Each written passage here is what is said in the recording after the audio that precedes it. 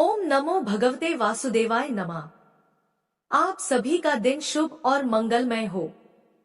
आप सभी को मार्गशीर्ष पूर्णिमा और अन्नपूर्णा जयंती की ढेरों शुभकामनाएं। प्रिय श्रोताओं, आइए आज के इस शुभ अवसर पर श्रवण करते हैं मार्गशीर्ष पूर्णिमा के दिन सुनी जाने वाली कथाओं का। एक बार एक बूढ़े ब्राह्मण थे। वह रोज पीपल को जल से सींचा करते थे। पीपल में से रोज एक लड़की निकलती और कहती, पिताजी मैं आपके साथ जाऊंगी। यह सुनते सुनते वह बूढ़े ब्राह्मण दिन प्रतिदिन कमजोर होते गए। तब एक दिन उनकी पत्नी ने पूछा, स्वामी क्या बात है? तब बूढ़े ब्राह्मण ने कहा कि अरे भाग्यवान, पीपल से रोज एक लड़की निकलती है और कहती है कि वह भी मेरे साथ चलेगी। तब ब्राह्मणी बोली कि कल ले आना उस लड़की को। जहां हमारी 6 लड़कियां पहले से ही घर पर हैं, वहां 7वीं लड़की और सही। अगले दिन बूढ़े ब्राह्मण ने उस लड़की को अपने घर पर चलने के लिए कहा और वह उस लड़की को घर ले आए। लड़की को घर पर छोड़ने के बाद वह वृद्ध ब्राह्मण गांव में आटा मांगने गए तो उन्हें उस दिन और दिनों की अपेक्षा ज्यादा आटा मिला था। जब ब्राह्मणी घर पर वह आटा छानने लगी तो लड़की ने कहा, माजी लाइए मैं छान देती हूँ आटा। जब वह लड़की आटा छानने बैठी तो परात भर गई। उसके बाद ब्राह्मणी भोजन बनाने जाने लगी तो वह लड़की बोली, माजी आज रसोई में मैं जाऊंगी। ब्राह्मणी बोली, ना ना बेटी, तू अभी छोटी है, तेरे हाथ जल जाएंगे। लेकिन लड़की नहीं मानी और वह रसोई में भोजन बनाने चली गई। तो उसने कुछ ही देर में तरह तरह के 3600 व्यंजन बना डाले और आज तो सभी ने भरपेट भोजन किया। इससे पहले वह सभी आधा पेट भूखा ही रहते थे। रात हुई तो ब्राह्मणी का भाई आया और कहने लगा, दीदी मुझे तो भूख लगी है, मैं भोजन करूंगा। ब्राह्मणी परेशान हो गई कि अब रात को वह खाना कहां से लाएंगी। तब लड़की ने पूछा, माजी क्या बात है? ब्राह्मणी ने कहा कि तेरा मामा आया है और वह रोटी खाएगा, लेकिन रोटी तो सबने खा ली है, अब उसके लिए मैं कहां से लाऊंगी। लड़की बोली, माजी आप चिंता मत कीजिए, मैं बना दूंगी। और फिर वह लड़की रसोई में गई और मामा के लिए 3600 व्यंजन बना दिए। मामा ने भरपेट खाया और कहा कि ऐसा खाना तो इससे पहले उसने कभी नहीं खाया है। ब्राह्मणी ने कहा, भाई तेरी पावनी भांजी है, उसी ने बनाया है। शाम हुई तो लड़की बोली, माँ चौका लगा के चौके का दिया जला देना, मैं आज कोठे में सोऊंगी। ब्राह्मणी बोली, ना बेटी तू डर जाएगी।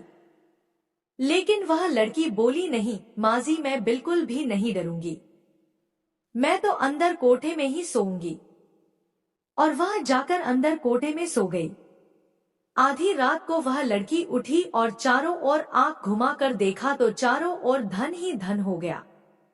इसके बाद वह लड़की बाहर जाने लगी तो वह वृद्ध ब्राह्मण आंगन में सो रहे थे। उन्होंने देखा तो पूछा, अरे बेटी तू कहाँ चली? लड़की बोली, बाबा जी मैं तो दरिद्रता दूर करने आई थी, अगर तुम्हें दूर करवानी है तो करवा लो।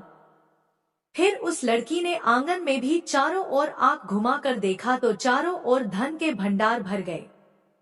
सुबह सवेरे जब सब उठे तो लड़की को ना पाकर सब उसे ढूंढने लगे कि पावनी बेटी कहाँ चली गई। वृद्ध ब्राह्मण ने कहा कि वह तो लक्ष्मी माता थी जो हम सब की दरिद्रता भी दूर कर गई है। हे लक्ष्मी माता, जैसे आपने उन वृद्ध ब्राह्मण की दरिद्रता दूर की वैसे ही सबकी करना। कहानी को कहते सुनते हुंकारा भरते सबकी करना।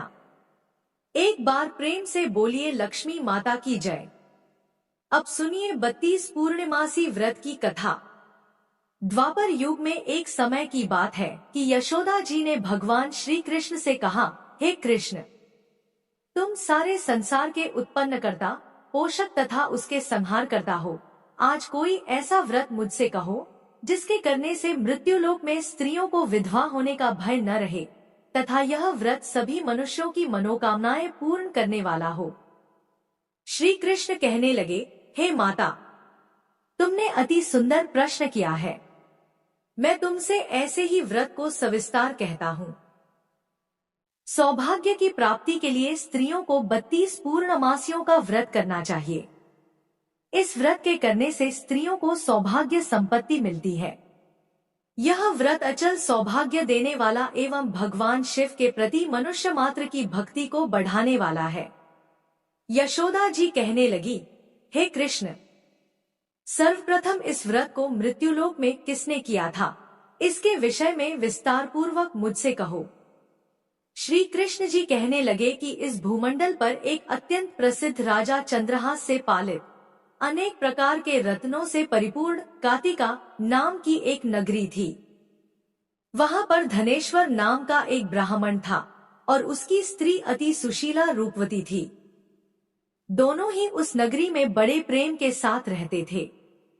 घर में धन धान्य आदि की कमी नहीं थी। उनको एक बड़ा दुख था कि उनके कोई संतान नहीं थी। इस दुख से वह अत्यंत दुखी रहते थे। एक समय एक बड़ा तपस्वी योगी उस नगरी में आया।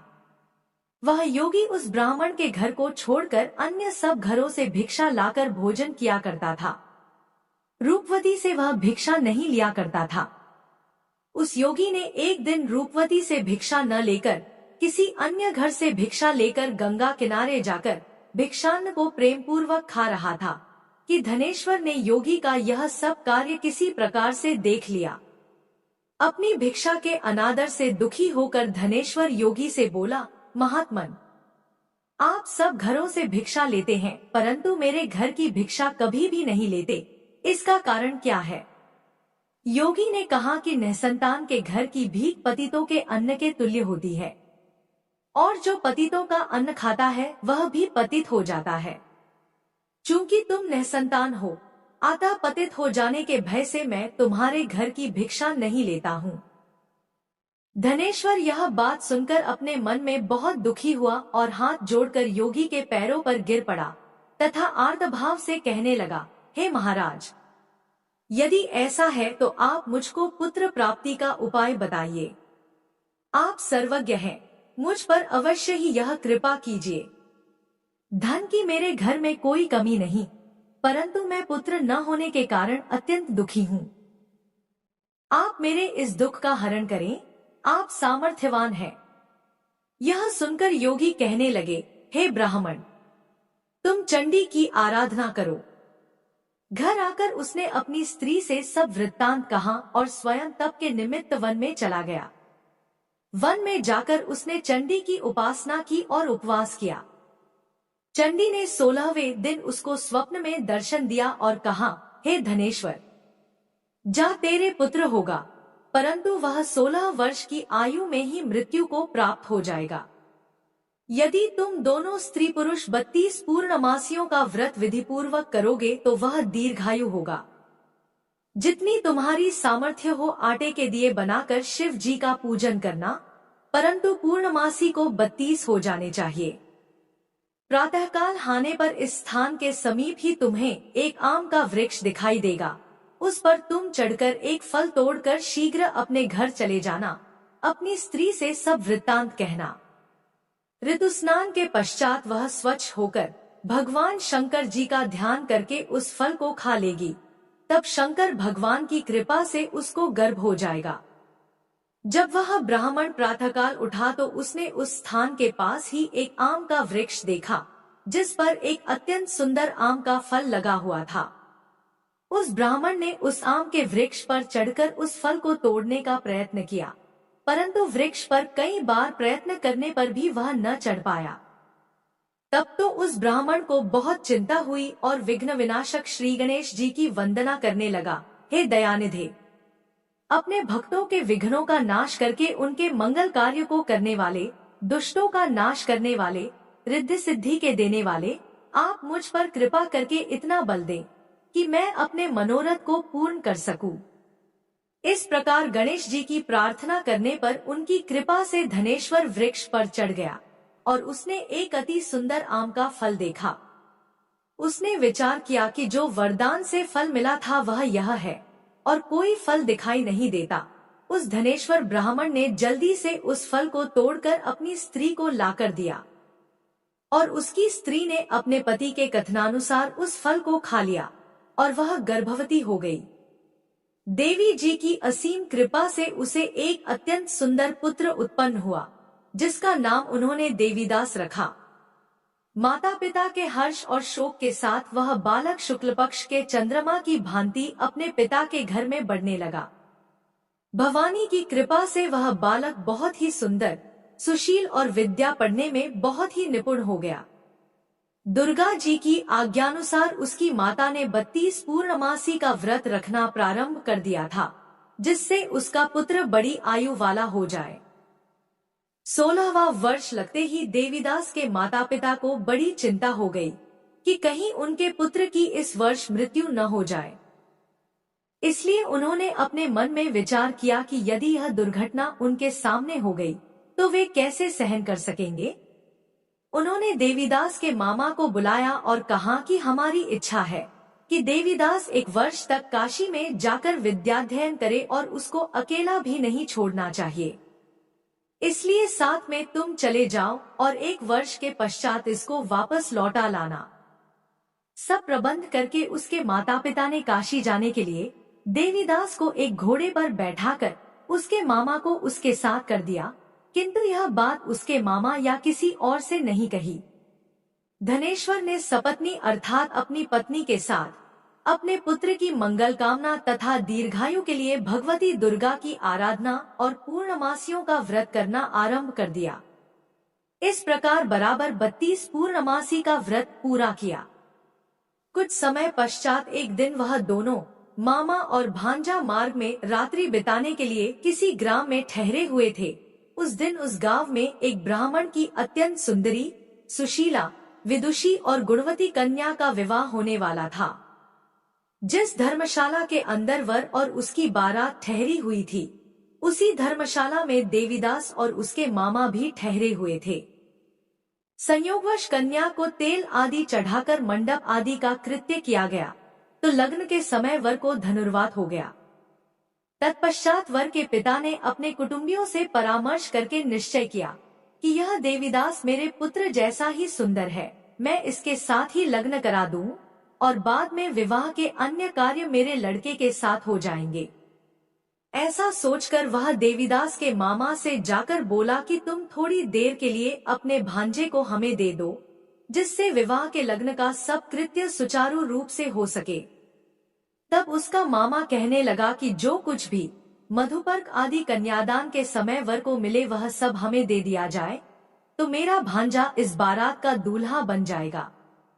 यह बात वर के पिता के द्वारा स्वीकार कर लेने पर उसने अपना भांजा वर बनने को भेज दिया और उसके साथ सब विवाह कार्य रात्रि में विधिपूर्वक संपन्न हो गया।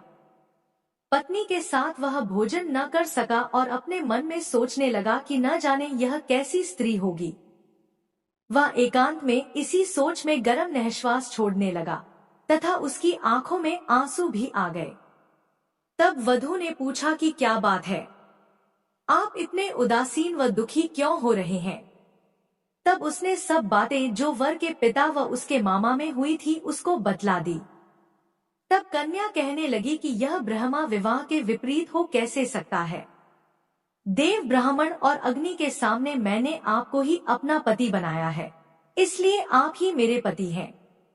मैं आपकी ही पत्नी रहूंगी, किसी अन्य की कदापि नहीं।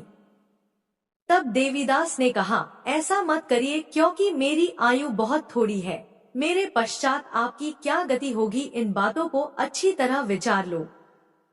परंतु वह दृढ़ विचार वाली थी, बोली कि जो आपकी गति होगी वही मेरी गति होगी। हे स्वामी, आप उठिए और भोजन करिए, आप निश्चय ही भूखे होंगे। इसके बाद देवीदास और उसकी पत्नी दोनों ने भोजन किया तथा शेष रात्रि वे सोते रहे। प्रातःकाल देवीदास ने अपनी पत्नी को 3 नगों से जड़ी हुई एक अंगूठी दी, एक रुमाल दिया और बोला, हे प्रिय, इसे लो और संकेत समझकर स्थिर चित्त हो जाओ। मेरा मरण और जीवन जानने के लिए एक पुष्पवाटिका बना लो, उसमें सुगंधी वाली एक नवमल्लिका लगा लो, उसको प्रतिदिन जल से सींचा करो और आनंद के साथ खेलो कूदो तथा उत्सव मनाओ। जिस समय और जिस दिन मेरा प्राणांत होगा ये फूल सूख जाएंगे, और जब ये फिर हरे हो जाएं, तो जान लेना कि मैं जीवित हूँ। यह बात निश्चय करके समझ लेना, इसमें कोई संशय नहीं है। यह समझा कर वह चला गया। प्रातःकाल होते ही वहां पर गाजे बाजे बजने लगे, और जिस समय विवाह के कार्य समाप्त करने के लिए वर तथा सब बाराती मंडप में आए, तो कन्या ने वर को भली प्रकार से देखकर अपने पिता से कहा कि यह मेरा पति नहीं है। मेरा पति वही है जिसके साथ रात्रि में मेरा पाणी ग्रहण हुआ था। इसके साथ मेरा विवाह नहीं हुआ है। यदि यह वही है तो बताए कि मैंने इसको क्या दिया। मधुपर्क और कन्यादान के समय जो मैंने भूषणादि इन्हें दिए थे उन्हें दिखाएं, तथा रात में मैंने क्या गुप्त बातें कही थी वह सब सुनाएं। पिता ने उसके कथनानुसार वर को बुलवाया। कन्या की यह सब बातें सुनकर वह कहने लगा कि मैं कुछ नहीं जानता।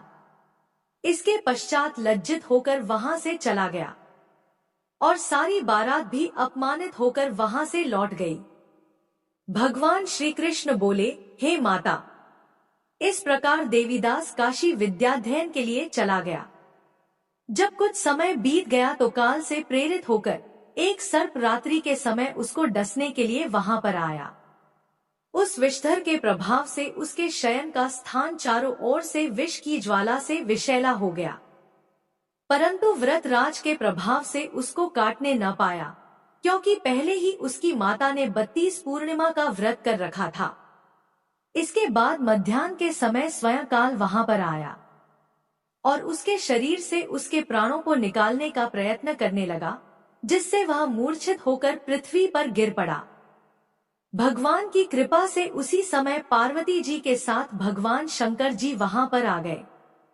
उसको मूर्छित दशा में देखकर पार्वती जी ने भगवान शंकर से प्रार्थना की कि हे महाराज, इस बालक की माता ने पहले 32 पूर्णिमा का व्रत किया था, जिसके प्रभाव से हे भगवान आप इसको प्राण दान दे। भवानी के कहने पर भक्तवत्सल भगवान शिव जी ने उसको प्राण दान दे दिया। इस व्रत के प्रभाव से काल को भी पीछे हटना पड़ा और देवीदास स्वस्थ होकर बैठ गया। उधर उसकी स्त्री उसके काल की प्रतीक्षा किया करती थी। जब उसने देखा कि उस पुष्प वाटिका में पत्र पुष्प कुछ भी नहीं रहे, तो उसको अत्यंत आश्चर्य हुआ, और जब वह वैसे ही हरी भरी हो गई, तत्पश्चात वह जान गई कि वह जीवित हो गए हैं। यह देखकर वह बहुत प्रसन्न मन से अपने पिता से कहने लगी कि पिताजी, मेरे पति जीवित हैं, आप उनको ढूंढिए। जब 16वां वर्ष व्यतीत हो गया तो देवीदास भी अपने मामा के साथ काशी से चल दिया। इधर उसे श्वसुर उसको ढूंढने के लिए अपने घर से जाने वाले ही थे कि वह दोनों मामा भांजा वहां पर आ गए। उसको आया देखकर उसका श्वसुर बड़ी प्रसन्नता के साथ अपने घर में ले आया।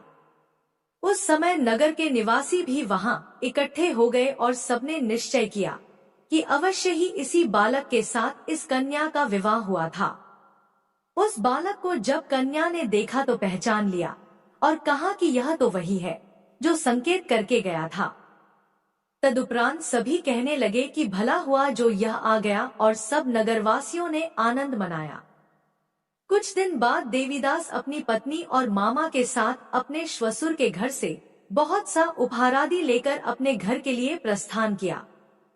जब वह अपने गांव के निकट आ गया तो कई लोगों ने उसको देखकर उसके माता पिता को पहले ही जाकर खबर दे दी कि तुम्हारा पुत्र देवीदास अपनी पत्नी और मामा घर वापस आ रहा है। ऐसा समाचार सुनकर पहले तो उन्हें विश्वास ही नहीं हुआ, किंतु जब और लोगों ने भी आकर उनकी बात का समर्थन किया तो उनको बड़ा आश्चर्य हुआ। लेकिन थोड़ी देर में देवीदास ने आकर अपने माता पिता के चरणों में अपना सिर रखकर प्रणाम किया, और उसकी पत्नी ने अपने सास ससुर के चरणों को स्पर्श किया। तो माता पिता ने अपने पुत्र और पुत्रवधू को अपने हृदय से लगा लिया और दोनों की आंखों से प्रेमाश्रु बह चले। अपने पुत्र और पुत्रवधू के आने की खुशी में धनेश्वर ने बड़ा भारी उत्सव किया और ब्राह्मणों को भी बहुत सा दान दक्षिणा देकर प्रसन्न किया। श्री कृष्ण जी कहने लगे कि इस प्रकार धनेश्वर 32 पूर्णिमाओं के व्रत के प्रभाव से पुत्रवान हो गया। जो भी स्त्रियां इस व्रत को करती हैं, वे जन्म जन्मांतर में वैधव्य का दुख नहीं भोगती और सदैव सौभाग्यवती रहती हैं। यह मेरा वचन है, इसमें कोई संदेह नहीं मानना। यह व्रत पुत्र पौत्रों को देने वाला तथा संपूर्ण मनोकामनाओं को पूर्ण करने वाला है। 32 पूर्णिमाओं का व्रत करने से व्रती की सब इच्छाएं भगवान शिव जी की कृपा से पूर्ण हो जाती हैं।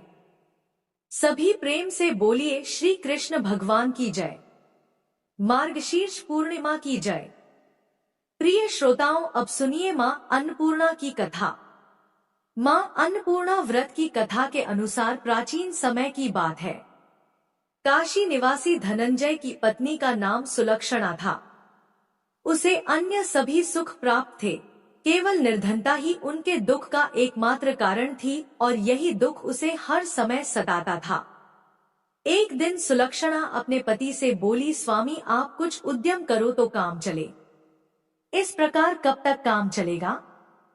सुलक्षणा की यह बात धनंजय के मन में बैठ गई और वह उसी दिन विश्वनाथ शंकर जी को प्रसन्न करने के लिए बैठ गया और कहने लगा, हे देवाधिदेव विश्वेश्वर, मुझे पूजा पाठ कुछ भी करना नहीं आता। मैं तो केवल आपके ही भरोसे बैठा हूँ। इतनी विनती करके वह 2-3 दिन तक लगातार भूखा प्यासा बैठा रहा। यह देखकर भगवान शंकर ने उसके कान में अन्नपूर्णा अन्नपूर्णा अन्नपूर्णा इस प्रकार 3 बार कहा। यह कौन क्या कह गया? बस इसी सोच में धनंजय पड़ गया कि मंदिर से आते ब्राह्मण को देखकर वह पूछने लगा, पंडित जी, अन्नपूर्णा कौन है? तब ब्राह्मण ने कहा, अरे धनंजय, तू तो अन्न छोड़कर बैठा है, इसलिए तुझे हर समय अन्न की ही बात सूझती है। जा घर जाकर अन्न ग्रहण कर। धनंजय अपने घर गया, जाकर पत्नी से सारी बात कही। तब वह बोली, नाथ चिंता मत करो, स्वयं शंकर जी ने यह मंत्र दिया है और वे स्वयं ही खुलासा भी करेंगे। आप फिर से जाकर उनकी आराधना करो। पत्नी के कहे अनुसार धनंजय फिर पहले दिन की तरह ही जाकर पूजा में बैठ गया। रात्रि में भगवान शंकर जी ने आज्ञा दी, कहा तू पूर्व दिशा में चला जा। अब धनंजय अन्नपूर्णा का नाम जपता जाता और रास्ते में फल खाता, झरनों का पानी पीता जाता। इस प्रकार कितने ही दिनों तक लगातार वह चलता रहा। वहां उसे चांदी से चमकते वन की शोभा देखने मिली, सुंदर सरोवर देखने मिला। उसके किनारे कितनी ही अप्सराएं झुंड बनाए बैठी थी। एक अप्सरा कथा कहती थी और सब मां अन्नपूर्णा इस प्रकार बार बार कहती थी। यह अज्ञान मास की उजियारी रात्रि थी और आज से ही व्रत का आरंभ था।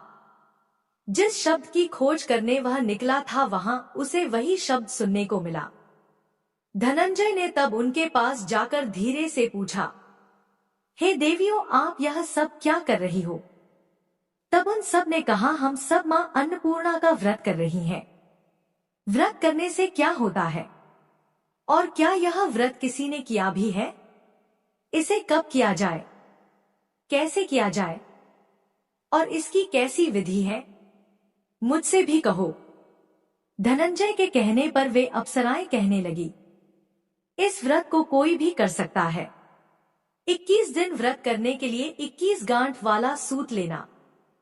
21 दिन यदि ना कर पाए तो 1 दिन का ही उपवास करें और यह भी ना करें तो केवल कथा सुनकर ही प्रसाद ले लें। निराहार रहकर कथा कहें। कथा सुनने वाला कोई ना मिले तो पीपल के पत्तों को रखकर सुपारी या घृत कुमारी यानी ग्वारपाठ को वृक्ष के सामने रखकर दीपक को साक्षी बनाकर सूर्य, गाय, तुलसी या महादेव को बिना कथाएं सुनाए मुख में अन्न मत डालना। यदि भूल से कुछ पड़ जाए तो 1 दिवस फिर उपवास करें। व्रत के दिन क्रोध ना करें और झूठ ना बोले।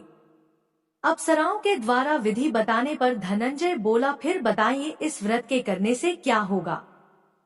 तब वे कहने लगी, इसके करने से अंधे को नेत्र मिल जाता है, लूलों को हाथ मिल जाता है, निर्धन के घर धन के भंडार भर जाते हैं, बांझन को संतान मिलती है, मूर्ख को विद्या मिलती है, और जो जिस कामना से व्रत को करता है माँ उसकी वह हर कामना पूर्ण करती है। धनंजय कहने लगा, बहनों मेरे घर में भी धन नहीं है, विद्या नहीं है, कुछ भी तो नहीं है मेरे पास। मैं तो दुखिया ब्राह्मण हूँ, मुझे इस व्रत का सूत दोगी क्या? हाँ भाई, तेरा कल्याण हो, हम तुझे सूत देंगी, ले इस व्रत का मंगल सूत ले ले। तब धनंजय ने उन अप्सराओं से सूत लेकर व्रत को किया। व्रत पूरा हुआ, तभी सरोवर में से 21 खंड की स्वर्ण सीढ़ी हीरा मोती जड़ी हुई प्रकट हुई। धनंजय जय अन्नपूर्णा कहता जाता था। इस प्रकार जाने कितनी ही सीढ़ियां वह उतरता गया। तब अंदर जाकर उसने क्या देखा कि करोड़ों सूर्यों से प्रकाशमान मां अन्नपूर्णा का मंदिर है। उसके सामने स्वर्ण सिंहासन पर मां अन्नपूर्णा विराजमान है। सामने भिक्षा हेतु शंकर भगवान खड़े हैं। देवांगनाएं चंवर डुला रही हैं। कितने ही हथियार बांधे पहरा दे रही हैं। धनंजय दौड़कर मां जगदम्बा के चरणों में गिर पड़ा। देवी उसके मन का दुख जान गई। धनंजय हाथ जोड़कर कहने लगा, माता आप तो अंतर्यामिनी हैं, आपको मैं अपनी दशा भला क्या बताऊं, आप तो सब कुछ जानती हैं। तब माता बोली, तुमने मेरा व्रत किया है, जा संसार तुम्हारा सत्कार करेगा। माता ने धनंजय के जिह्वा पर बीज मंत्र लिख दिया। अब तो उसके रोम रोम में विद्या प्रकट हो गई। इतने में क्या देखता है कि वह काशी विश्वनाथ के मंदिर में खड़ा है। माँ का वरदान लेकर धनंजय घर आया। अपनी पत्नी सुलक्षणा से सारी बात कही। माता जी की कृपा से उसके घर में धन संपत्ति उमड़ने लगी। छोटा सा घर बहुत बड़ा गिना जाने लगा। जैसे शहद के छत्ते में मक्खियां जमा हो जाती हैं, उसी प्रकार अनेक सगे संबंधी आकर उसकी पढ़ाई करने लगे। कहने लगे, इतना धन और इतना बड़ा घर, सुंदर संतान नहीं है तो फिर इस कमाई को कौन भोगेगा? सुलक्षणा से तो कोई संतान हुई नहीं, इसलिए तुम दूसरा विवाह कर लो। अनच्छा होते हुए भी धनंजय को दूसरा विवाह करना पड़ा और सती सुलक्षणा को सौतन का दुख झेलना पड़ा। इस प्रकार धीरे धीरे दिन बीतते गए। फिर अगेन मास आया। नए बंधन से बंधे पति से सुदक्षणा ने कहलवाया कि इस व्रत के प्रभाव से ही हम सुखी हुए हैं, इस कारण यह व्रत छोड़ना नहीं चाहिए। यह माता जी का प्रताप है जो हम इतने संपन्न और सुखी हुए हैं। सुलक्षणा की बात सुनकर धनंजय उसके यहाँ आया और व्रत में बैठ गया। नई बहू को इस व्रत के बारे में कुछ भी पता नहीं थी। वह तो धनंजय के वापस घर लौटने की राह देख रही थी। दिन बीतते गए और व्रत पूर्ण होने में केवल 3 दिन बाकी थे कि तभी नई बहू को खबर मिल गई। उसके मन में ईर्ष्या की ज्वाला दहक रही थी। वह सुलक्षणा के घर आ धमकी और उसने वहां भगदड़ मचा दी और वह मारी क्रोध के धनंजय को अपने साथ लवा ले गई। नए घर में धनंजय को थोड़ी देर के लिए निद्रा न दबाया। वह गहरी नींद सो गया और ठीक उसी समय नई बहू ने उसका व्रत का सूत तोड़कर आग में फेंक दिया। अब तो माता जी का कोप जाग गया। इधर माता क्रोधित हुई और उधर उसके घर में अचानक आग लग गई। सब कुछ जलकर खाक हो गया। सुलक्षणा जान गई और पति को फिर अपने घर ले आई। नई बहू रूठ अपने पिता के घर जा बैठी। पति को परमेश्वर मानने वाली सुलक्षणा बोली, नाथ घबराना नहीं, माता जी की कृपा अलौकिक है। पुत्र कुपुत्र हो जाता है, पर माता कभी कुमाता नहीं होती। इसलिए आप श्रद्धा और भक्ति से आराधना शुरू करो, वे हमारा कल्याण जरूर करेंगी। धनंजय फिर माता के पीछे पड़ गया। फिर वही सरोवर सीढ़ी प्रकट हुई और उसमें वह मां अन्नपूर्णा कहकर उतर गया। वहां जाकर माता के चरणों में करुण क्रंदन करने लगा, विलाप करने लगा। माता प्रसन्न होकर बोली, यह मेरी स्वर्ण की मूर्ति ले, उसकी पूजा करना, तू फिर सुखी हो जाएगा, जा, तुझे मेरा आशीर्वाद है। तेरी पत्नी सुलक्षणा ने श्रद्धा से मेरा व्रत किया है, उसे मैंने पुत्र का वरदान दिया है। धनंजय ने आंखें खोली तो खुद को काशी विश्वनाथ के मंदिर में खड़ा पाया। वहां से फिर उसी प्रकार वह घर को आया। इधर सुलक्षणा गर्भवती हुई और 9 महीने पूरे होते ही उसके यहाँ पुत्र का जन्म हुआ। गांव में आश्चर्य की लहर दौड़ पड़ी। अब तो गांव में जिसकी कोई भी कामना होती वही मनौती मांगने लगता और इस तरह सभी लोगों की मनोकामनाएं पूर्ण होने लगी। इस तरह उसी गांव के नह संतान सेठ के पुत्र होने पर उसने माता अन्नपूर्णा का मंदिर बनवा दिया। उसमें माताजी धूमधाम से पधारी। यज्ञ हुआ और धनंजय को मंदिर के आचार्य का पद दे दिया गया। जीविका के लिए मंदिर की दक्षिणा और रहने के लिए बड़ा सुंदर सा भवन भी दिया गया। धनंजय पत्नी और पुत्र सहित वहां सुख से रहने लगा। माताजी के चढ़ावे में भरपूर आमदनी होने लगी। उधर नई बहू के पिता के घर डाका पड़ गया। सब कुछ लूट गया और वे भीख मांगकर अपना पेट भरने लगे। सुलक्षणा ने जब यह सुना तो उन्हें बुलावा भेजा और उनके आने पर उन्हें अलग घर में रख लिया और उनके अन्न वस्त्र का प्रबंध भी कर दिया। धनंजय, सुलक्षणा और उसका पुत्र माता जी की कृपा से आनंद से रहने लगे। माता जी ने जैसे उनके भंडार भरे वैसे सबके भंडार भरे। सभी प्रेम से बोलिए, अन्नपूर्णा माता की जय। अन्नपूर्णा देवी हिंदू धर्म में मान्य देवी देवताओं में विशेष रूप से पूजनीय है। इन्हें मां जगदम्बा का ही एक रूप माना गया है, जिनसे संपूर्ण विश्व का संचालन होता है। इन्हीं जगदम्बा के अन्नपूर्णा स्वरूप से संसार का भरण पोषण होता है। अन्नपूर्णा का शाब्दिक अर्थ है धान्य अर्थात अन्न की अधिष्ठात्री। सनातन धर्म की मान्यता है कि प्राणियों को भोजन मां अन्नपूर्णा की कृपा से ही प्राप्त होता है। भगवान शिव जी की अर्धांगिनी कलयुग में माता अन्नपूर्णा की पूरी काशी है, किंतु संपूर्ण जगत उनके नियंत्रण में है। बाबा विश्वनाथ की नगरी काशी के अन्नपूर्णा जी के आधिपत्य में आने की कथा बड़ी ही रोचक है।